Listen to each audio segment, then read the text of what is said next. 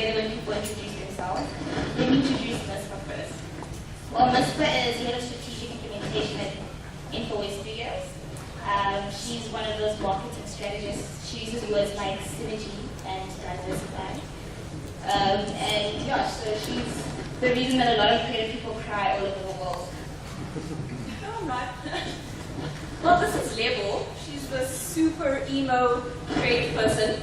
She loves tutus and tea. And her whole world literally comes crashing down if she has this thing called a creative block. It's actually quite depressing. Now that we got the intros out of the way, let's just set the scene. So imagine this, 2 marketing rock stars, one super creative, one marketing strategist, working in an environment where Agile coats the walls. I mean, we're creative, we're different.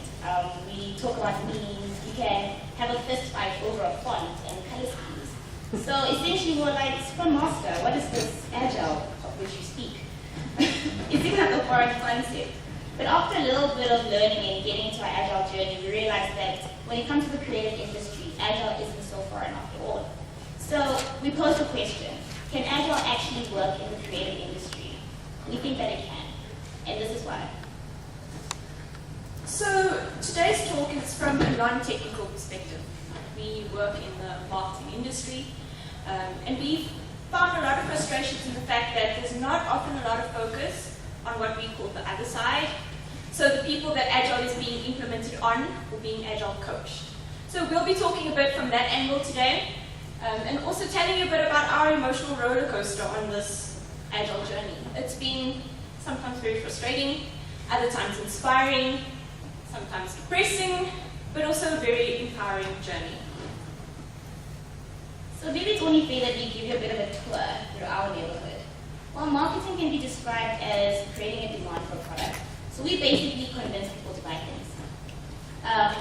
A lot of people think that marketing is advertising and sales, but that's just one component. Much like Scrum and Kanban is just one component of Agile. Marketing can be characterized as 4 Ps. So basically, product, this microphone, price, how much it costs. Place, where you can get the microphone, and promotion, convincing you that this is the best microphone on the planet. It's not. So basically the creative industry that we're speaking about fits into the promotion part of things. And they're the guys that are responsible for all those quirky Mango's ads and the cool Coca-Cola campaign and Steve from FMB.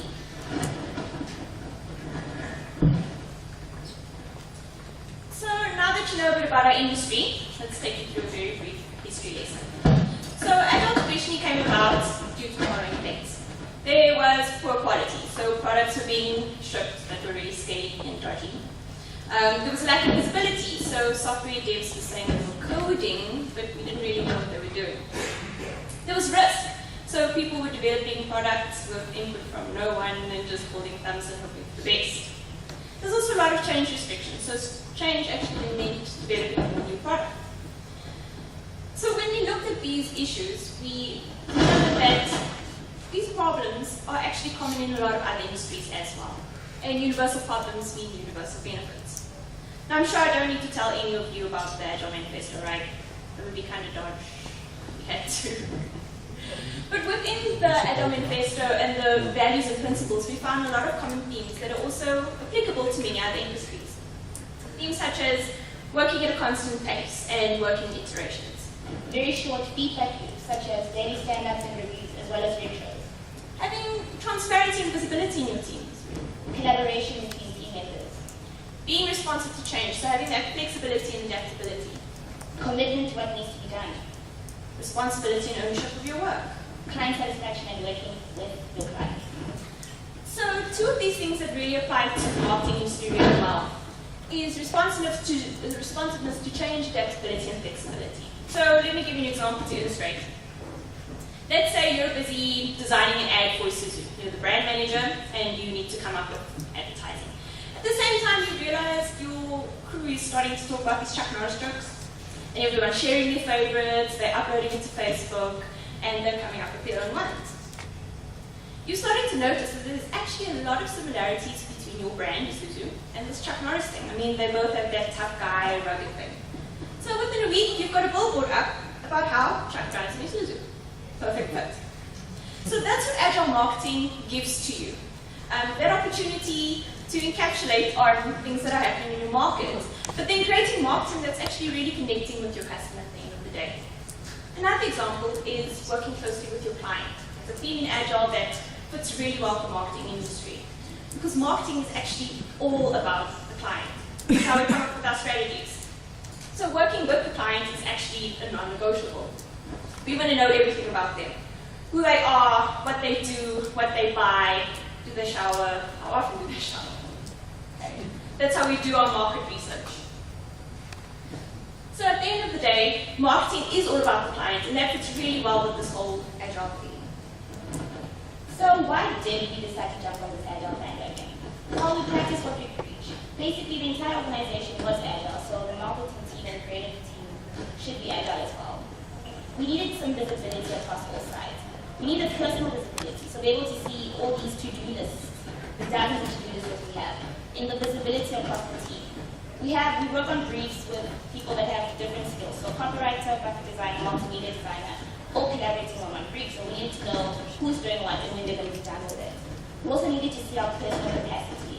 What I think I can do is slightly different to what I can actually accomplish in a week. And also just improved collaboration, something that is going to give us a way of improving that collaboration across the team. So hopefully now you're starting to see some similarities between your world and our world. Tight deadlines is something we can so relate to.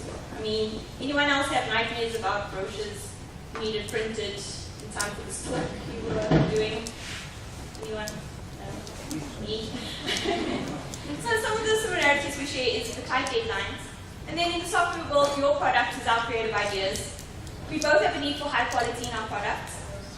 There's working in teams that we both share.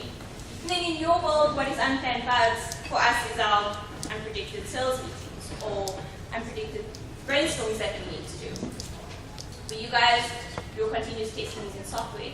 For us, it's continuously testing our market. We also both design with end user in mind. Some roles that we share or that we can equate. In your world, the Scrum Master would be our traffic coordinator on our side. The product owner is the account manager. We also have your design department versus your dev shop. As you can see, they look really similar. We were trying to find the difference, and we noticed the earphones in the dev shop. That's you guys.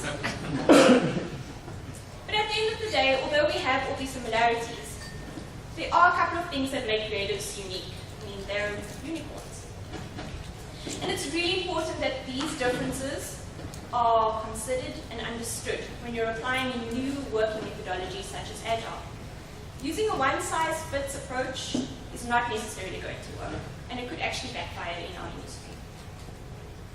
So let's think about what it is that makes the creative industry unique. We have a lot of off-site work. So we're not sitting in front of our computer the whole day. Sometimes we're at a magazine shoot or at a TV shoot. We're not necessarily always in front of our desks. Also, in software development, you have a product, and the product needs to work. But in the creative industry, you have an idea, and the idea needs to be live. So it gets a little bit tricky in terms of that. And also, a lot of the time, like, the product isn't tangible. So it's an idea or it's a brainstorm. Another thing is the subjective idea of how to close a story. Done is a very subjective concept in the creative industry. A lot of the time, the factors that determine whether I can close a story are external factors. It can be things like, did I grasp the brief? Did I adequately express my idea to the client? Or is the client having a good day? Is the shade of blue enough to satisfy the client? So I mean, done is a very, very subjective concept in the creative industry. And I think one of the main things that make the creative industry unique are the creative people that keep its wheels turning. I mean, creative people are strange. They take their own hours. I mean, 9 to 5 is a kind of like an abstract term. Ideas don't only happen from 9 to 5. Sometimes they happen at 3 minutes. Their brains are like spaghetti, you know, it's like these noodles of craziness with meatballs of genius. So let me use myself as an example. Initially, I thought that Agile was this thing that you download on a computer or something you store on a shelf. But after some learning, I realized that it's a process of working. But after a little bit more learning, I actually realized that it's a way of life. Creative people have a tendency to struggle to complete things. I mean, we lose focus a lot. We get distracted by bright colors and blues. So it's very difficult to keep on the scope of things. And the thing that what Agile did for me is that it actually broke down some of my misconceptions about creativity, because I thought that creative minds thrive in chaos, but actually they need a little bit of structure in order to get work out. So Agile allows you to break down these larger pictures in your head and put them down into stories that you can actually action, making ideas actually happen faster. So the creative industry is faced with a couple of challenges based on its uniqueness. One of them being the need to constantly respond to change. Okay, whenever there's a big news story, Nando's has an ad out that every night. So that need to rapidly respond to change in the environment is a really big challenge on marketing and creative industries. Quantifying brainstorming is a very difficult concept. How do you quantify brainstorm? How do you know whether you're going to need one session or two? How do you estimate the complexity of a brainstorm? You don't know if it's going to take you an hour to get the idea out, or if it's going to take you a few days. So that's something that is very important to factor when it comes to the creative industry. The other thing is the subjective nature of ideas. So at the end of the day, as Lebo was saying, your creative idea needs to be liked. And that's a very subjective thing. You might think that you're on point and on brief and you've given the clients exactly what they've asked for, and then they come back and say, can you make the snow a bit warmer? Really? What does that mean? We're also characterized by a lot of multi-site work. And what we mean by that is that we're not always in the office. We're at sales meetings, we're at events, we're at TV ad shoots. So there's a lot of different sites that we work on that characterizes the industry. Abstract things like creative blocks are impediments. Essentially, an impediment is anything that stops you from working at your optimum or doing your job. So imagine trying to get your Scrum Master to help you with a creative block. This is something that will really literally take your day down.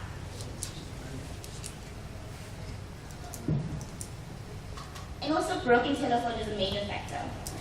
In the creative industry, you have a client. The client takes the brief to the client services and account managers. They translate this brief into a language that designers and creatives can understand. So there's a lot of broken telephone. And that's something that you need to factor in, because it takes time to actually understand what does it mean when you say make it pop. And then another challenge that we've identified is this dependency on external suppliers. There's a lot of people we depend on in order to get that final product out, be that the graphic designer or the printer or even your production crew on your TV ads. So these people are not necessarily agile, so it's how do you deal with that? And how do you leave the end product in someone else's hands at the end of the day? So based on these challenges and the things we've told you about the creative industry, how did we then approach this whole agile thing? Firstly, we went about using a tool. Okay, and we did this for a number of reasons. For us, the tool replaced certain roles within the marketing department, such as your traffic coordinator. We used Jira specifically, and Jira literally became our traffic coordinator. It also provided personal visibility. So we were able to see our tasks. It's not spread out on 20 to-do lists all over my desk that gets lost. Okay, it actually kept a record of the information that I could go look back at and see my different issues. It also created team visibility, so it was easy for me to see when Lebo was busy working on a brochure, I was busy working on content. We had that transparency, so I was able to then assign tasks to her so that she could complete the brochure. It also enabled us to have better estimating, so we could, when we started our Agile journey, we were very new to this estimation thing. So we would give points, not really know what it meant, but as time went on, we got better at it, and we could see, based on past issues, what we were actually estimating those certain tasks for. So it got easier to plan, especially when new products and projects came along. We could plan our time span better. We could also draw reports on things such as productivity and progress. And it's always a good thing to see how well you're doing and how scary your burnout looks. So for us, we really thought that using a tool from the very outset actually made the adoption of Agile a lot easier, especially in a non-technical environment and as newbies. felt that the tool really gave us a tangible view of what this whole Agile adoption thing actually looks like. And to be honest with you, I'm not really sure how it's adopted without using a tool, especially when you're really new to this whole Agile thing. So we call this part Agile version 1.0. So this is our first experience with Agile. We did it the Scrum way. So like Mispah said, we started Agile using a tool. I mean, we like stickies, they're really colorful and pretty and stuff, but we don't know how you draw a report from a sticky board. So our day-to-day was basically, we had daily stand-ups, weekly reviews, weekly planning, weekly retrospectives. So we actually realized that Agile is actually more about talking about what you're going to do and when you're going to do it than actually doing it. So there were a lot of meetings. I mean, you're just about to crack that big idea, and then all of a sudden you have to have a stand-up. I mean, there goes my inspiration. I've been nursing the entire day. We had a lot of frustration with online meetings. But it wasn't all bad. I mean, we really succeeded in terms of breaking down these goals and putting them into stories that we could action on a weekly basis. And when it came down to taking timelines and putting them down into iterations, it actually worked out pretty well. Putting reports is great. I mean, you could just pull a burn down chart off your Jira board and see how well you were doing. I mean, sometimes it worked out, sometimes it didn't. A lot of the time it didn't. But it was nice to have the graph. When it came to those weekly repetitive tasks, I mean, Scrum was amazing.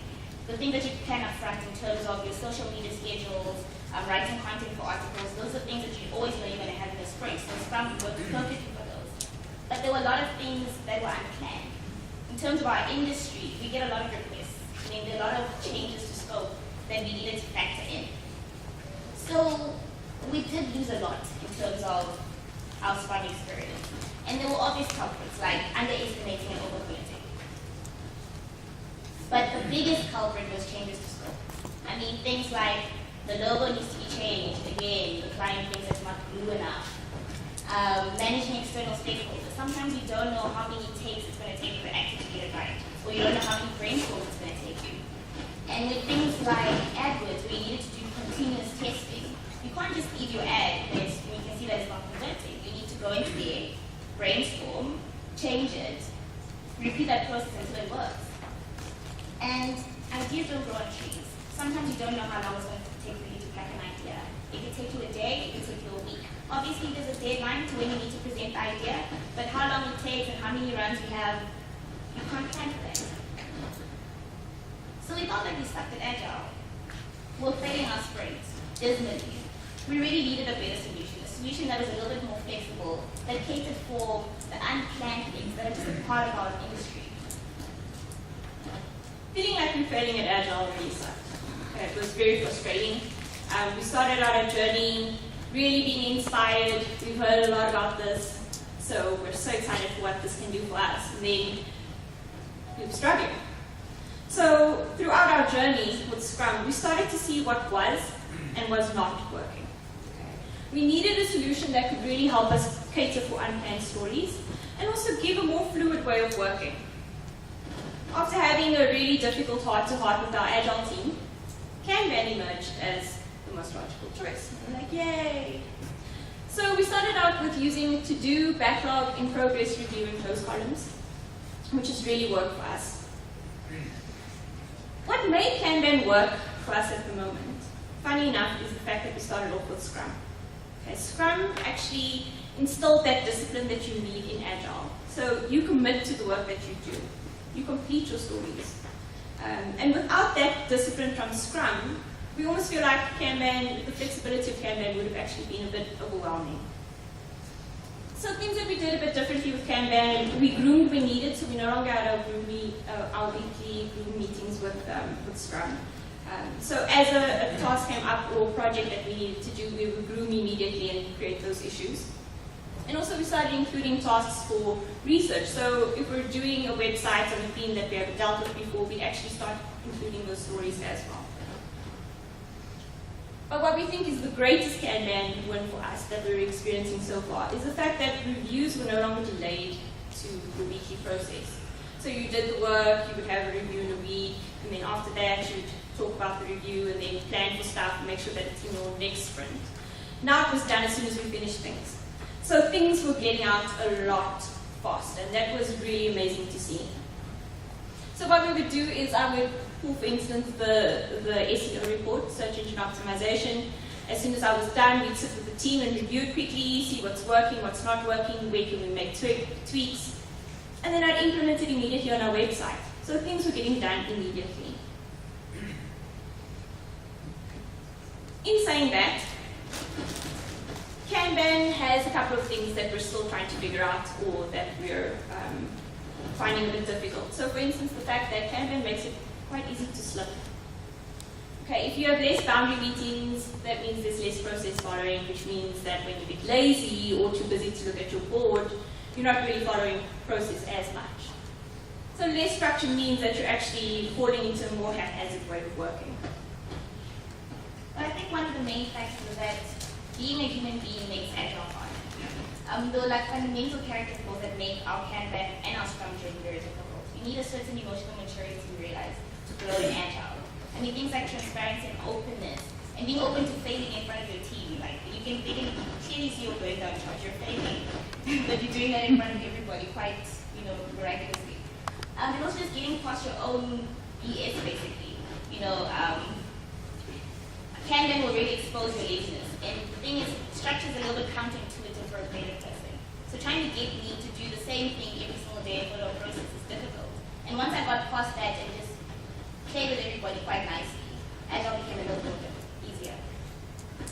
So things that we've observed so far on our Agile journey and some recommendations from our own experience is that a combination of Scrum and Kanban would actually work quite well in marketing. I mean, Scrum is beautiful for your repetitive planned things such as SEO and content writing like blog posts and social media content schedules. Whereas Kanban is perfect for your more creative side because there's a lot of unpredictability in that, especially when you're designing a logo or creating a website or planning for a pitch. It's also great for sales because your sales cycle can be very unpredictable. I mean, you don't know if you're going to have 10 meetings tomorrow or none. You could get 2 phone calls from the 5 emails that you sent or nothing. So it's a very unpredictable, unplanned cycle. And then another thing that's important is in order for Agile to work in a different industry, you need to have a really good knowledge of the industry itself and the people that you're working with. So a Scrum Master needs to get to a point where they have a really intimate knowledge of the industry that they're working in and their team. If a Scrum Master is going to help you with your creative block, they need to really understand how your brain works. The Scrum Master needs to be able to say, Joe, we know that you need to sit on the parking floor in order to stay out of your rut, and we know that you need to go outside in order to get out of your rut. So it needs to get to a point where the team knows each other very well and there's an open line of communication.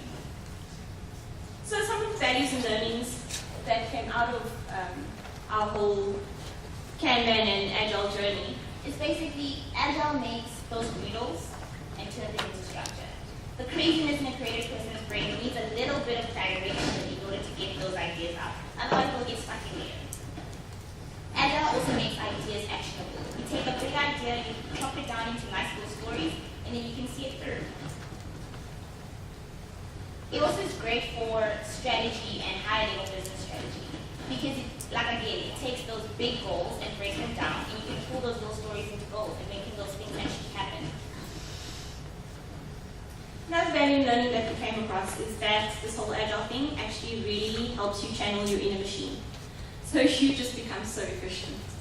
And also the high visibility within the teams also made the teams a lot more efficient because you could see what everyone was working on. Also with estimating complex tasks meant that there was no more bullying from other departments on the creative. I mean, you typically would get requests such as, this brochure needs to be done by tomorrow. And what are we basing that time frame on? So with estimation, it enabled us to plan a lot better in terms of how long something's going to take and when we'll be able to factor it in and get it out. Agile also makes certain roles redundant. I mean, you don't need a traffic coordinator if you have an Agile tool. And also the thing is, you need to have a self-managed creative studio. And that's why certain roles just become irrelevant. A very wise man once said, stop, collaborate, and listen. Basically, Agile really helps in terms of collaboration. It makes it easier to see what everyone is working on. We don't even have to be in the same room. And it also helps people play according to their strengths. We also found that Agile really helps you create a healthy workspace. having key forums such as retros where you can bring out the issues that the team are experiencing is really vital for people to actually be happy at work, because that's where they can bring out the things that are affecting their happiness. So, does it work? Yes. One of the things is that we realize that there's still some room for improvement. And the main fact is that we don't feel like our Scrum Masters and Agile coaches really fully understand the creative industry and the craziness in a creative person's brain, but there's still some things to figure out. And while we go on this Agile journey and each ourselves as innovators, so we'll do the work for you. We find that the more we grow, the more solutions that we're beginning to find. So thank you guys for listening. If there's any questions, please leave them for the next speakers.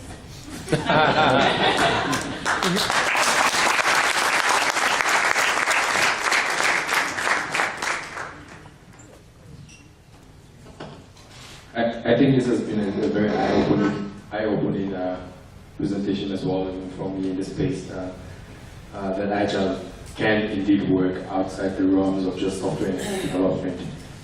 And you've given us a good lesson on how you've made it work and evolved it and showed that it's an evolution process, not just this is what it is and we're going to stick to it. We had a question, right? I have a question. You say that your Scrum Master doesn't understand in the industry. I'm assuming you've brought in a software Scrum Master coach to work with the team. Essentially, those are the ones that exist. Okay, so yeah, my question would be, isn't the creative industry, I've worked with digital marketing in the UK, and I had a head of digital marketing as my product owner, and I was his proxy. So I know how that industry works, and everything you've said is so true about that particular area. Why haven't you guys thought of developing your own Scrum Masters, your own product owners? Because it's really your product owner that is supposed to understand how the team works and all that. The Scrum Master is there to protect you. So are you guys thinking of that, or are you purely just going to go with the software because that's where it's flowing? No, that's definitely the direction that we're starting to go into. So we found that there is a gap in terms of, if you're doing Agile in marketing, you actually need to understand what it takes to be a creative and what they deal with. Because typically you'll give normal process answers that might work in software, but it's not necessarily going to work with us. So that is definitely something that we are thinking about and moving towards. More be mature. Hi. Would you say that Agile is equal, similar, or better to project management software? Because you were talking about different stages of, from the idea through to presenting to the client. So obviously there's, different stages of that. I would say that Agile is better because there's a certain human element that you don't get from project management software. Things like retros, it really brings out a lot of issues that we have in the team. Like the meltdowns that a creative person would have that have a meltdown in the retro. And that's vital information for your Scrum Master and your product owners.